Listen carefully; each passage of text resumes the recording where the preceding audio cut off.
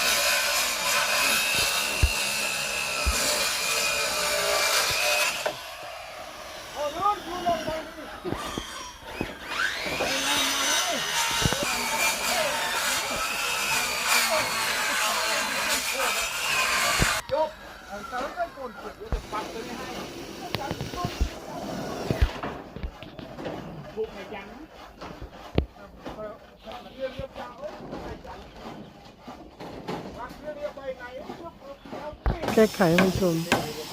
ไม่ได้ระดับต้องแก้ไขใหม่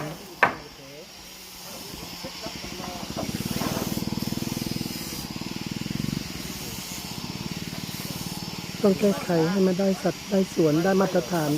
เดี๋ยวเวลามุงไปแล้วมันก็จะไม่ได้สัดส่วนที่เหมาะสมต้องแก้ไขนะครับโอเคผู้ชมน่าจะสมภคุณงามมากเลยโอ้เพื่อผู้ชมมันจะสมภคุณกันเลยที่ภาพบรรยากาศแล้วเพียงเท่ากันเด้อที่ก็ประการใดก็ต้องขอโทษขออภัยนะครับสวัสดีครับ